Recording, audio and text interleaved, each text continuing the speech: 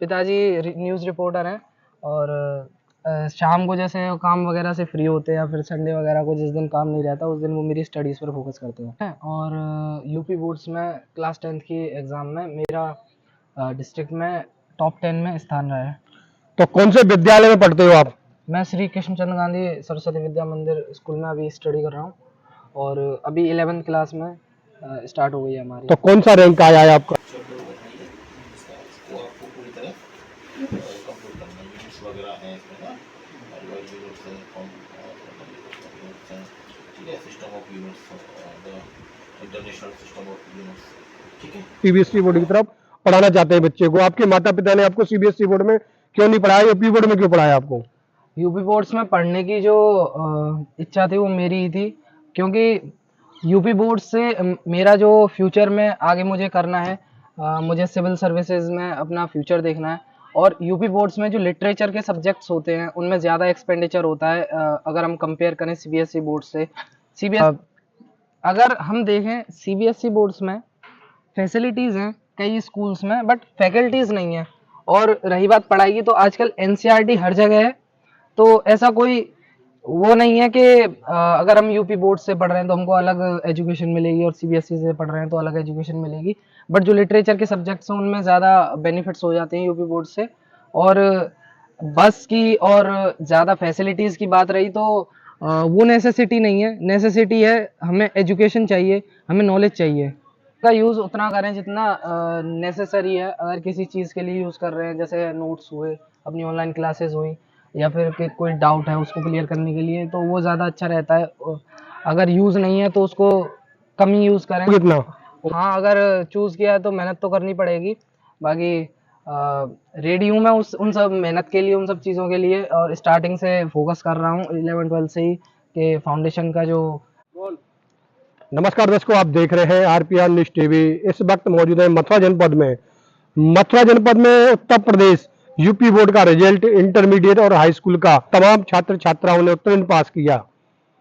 आज का समय सीबीएसई का जमाना है। सीबीएसई की तरफ बढ़ोतरी, लोगों का ज्यादा रुझान है, माता पिता का ज्यादा रुझान है। यूपी बोर्ड से लोग ज्यादातर हटते जा रहे हैं। उसी श्रृंखला में आज यूपी बोर्ड में होनहार छात्र जो कि रौनक है, उसने रौनक चौधरी है, उसने मथुरा जनपद में टॉप 10 में अपना नाम दाखिल किया, अपने माता पिता का नाम रोशन किया है, जिले का नाम रोशन किया है। आज उससे जानेंगे, पूरे जानकारी लेंगे किस प्रकार से उसने विद्यालय में प्रारंभ किया और किन किन का सहयोग है। हमारे साथ मौजूद है रौनक चौधरी, इनसे जानते हैं क्या शुभ परिचय है आपका, हमारे दर्शकों को परिचय दें आप।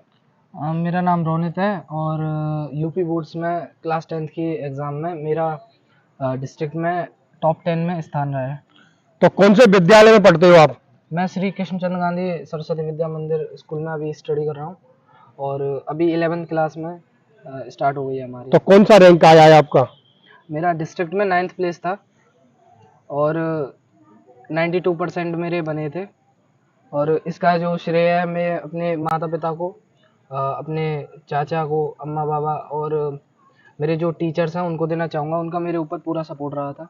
अच्छा, एक मैं सवाल, ज्यादातर जितने भी विद्यालय हैं आज के टाइम पर, जितने भी माता पिता हैं, वो यूपी बोर्ड से बच्चे को नहीं पढ़ाना चाहते हैं और सीबीएसई बोर्ड की तरफ पढ़ाना चाहते हैं बच्चे को। आपके माता पिता ने आपको सीबीएसई बोर्ड में क्यों नहीं पढ़ाया, यूपी बोर्ड में क्यों पढ़ाया आपको? यूपी बोर्ड्स में पढ़ने की जो इच्छा थी वो मेरी ही थी, क्योंकि यूपी बोर्ड से मेरा जो फ्यूचर में आगे मुझे करना है, मुझे सिविल सर्विसेज में अपना फ्यूचर देखना है और यूपी बोर्ड्स में जो लिटरेचर के सब्जेक्ट्स होते हैं उनमें ज़्यादा एक्सपेंडिचर होता है अगर हम कंपेयर करें सीबीएसई बोर्ड से।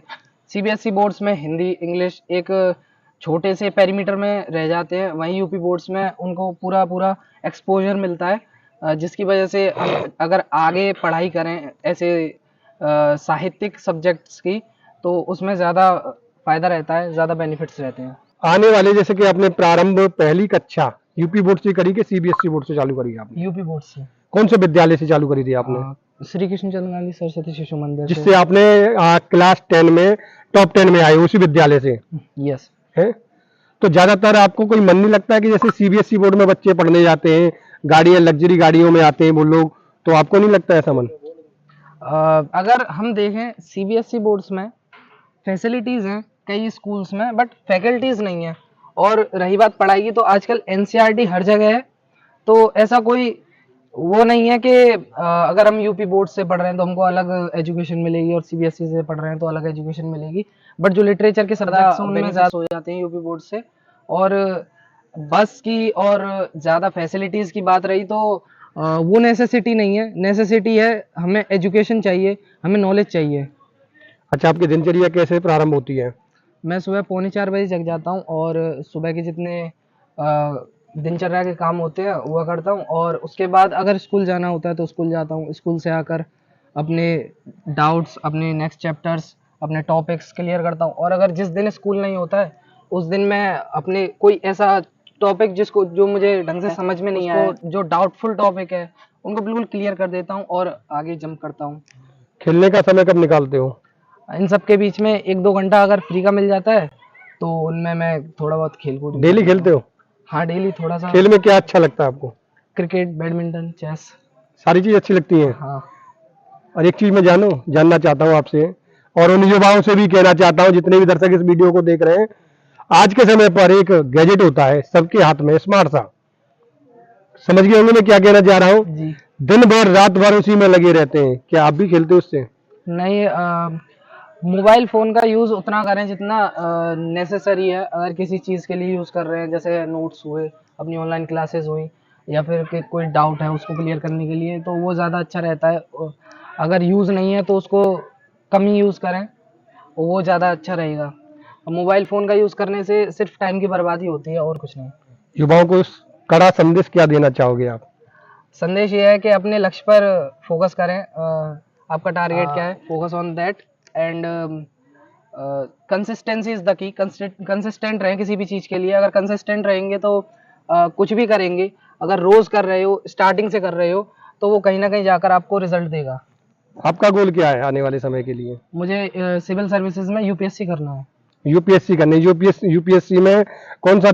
यूपीएससी में बहुत सारी सर्विसेज होती हैं, जैसे आईएएस, आईआरएस, आईएफएस।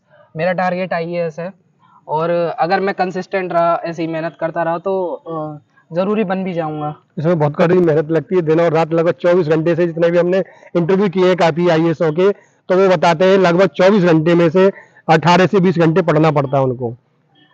क्या आप जी। पढ़ पाओगे इतना? हाँ, अगर चूज किया है तो मेहनत तो करनी पड़ेगी। बाकी रेडी हूँ मैं उन सब मेहनत के लिए, उन सब चीज़ों के लिए, और स्टार्टिंग से फोकस कर रहा हूँ 11-12 से ही, कि फाउंडेशन का जो कोर्स रहता है वो। माता पिता का सहयोग मिलता है? हाँ, माता पिता का पूरा सहयोग है। कैसे मिलता है आपको सहयोग? मम्मी और पापा दोनों टाइम देते हैं, पूछते हैं कि स्कूल में क्या चल रहा है, स्टडीज के बारे में पूछते हैं, चैप्टर्स के बारे में पूछते पिताजी हैं। आपको पढ़ाते हैं? समय निकल जाता है पिताजी का क्या व्यापार है? पिताजी न्यूज़ रिपोर्टर हैं, और शाम को जैसे काम वगैरह से फ्री होते हैं, या फिर संडे वगैरह को जिस दिन काम नहीं रहता उस दिन वो मेरी स्टडीज़ पर फोकस करते हैं। तो किस प्रकार से पढ़ाते हैं? आपको डांटते भी होंगे मम्मी पापा? हाँ, डांटते हैं, बट डांटते भी उन चीज़ों पर हैं जहाँ पर मेरी गलतियाँ होती हैं। और तो गलतियां किस प्रकार की होती हैं आपसे, ये बताएं जरा दर्शकों को, जैसे कि पूछना चाहते हैं आपसे ये। जैसे कि अगर कोई चीज़ याद नहीं हुई है, या फिर कोई चैप्टर डाउट्स रह गए हैं और डाउट्स क्लियर नहीं करें, तो वहाँ पर डांट भी लगती है। डांट भी लगती है? हाँ। तो अच्छा, एक मैं आपसे एक पर्सनली सवाल पूछना चाहता हूँ दर्शकों, कि आपके विद्यालय में सबसे अच्छा क्लास टीचर आपका कौन है? सारे टीचर्स अच्छे नहीं, हैं। कोई ना कोई तो एक बेस्ट रहता है। श्री सीताराम जी सर, उनसे ज़्यादा पर्सनल लगाव है मेरा। ओ, और 10 तक तो वो सबसे बेस्ट रहे थे मेरे, मतलब सबसे अच्छा बॉन्ड उन्हीं से था।